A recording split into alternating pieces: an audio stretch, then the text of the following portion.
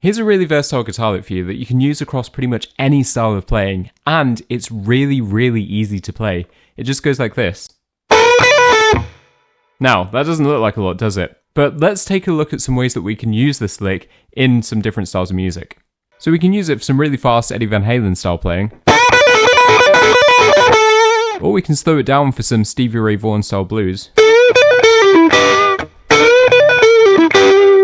And I think it works really well as part of an 80s AC/DC / rock lick. So let's take a closer look at this lick and I'll show you exactly how to play it. So I'm based around the first position of the minor pentatonic scale. And today I'm in E. And I'll bring the tab up on screen and I'll play it slow so you can see exactly what it is that I'm doing.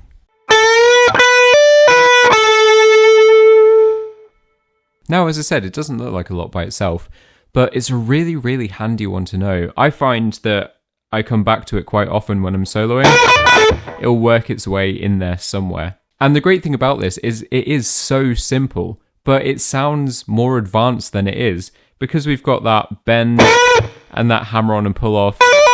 It just sounds more complicated than it is, a bit more complex, but it's probably one of the easiest licks that there is. Now, that being said, it might be a little bit tricky if you're just getting started, but I believe that if you just practice it slowly, you'll be able to crack this one, and it is really worth learning. It is really fun as well to get the coordination down between the two of your hands, to just practice that and get your hands a bit more in sync. And it sounds really impressive for what we're playing. As I said, really straightforward, but a lot of mileage that you can get out of this one. So that's this week's Lick of the Week.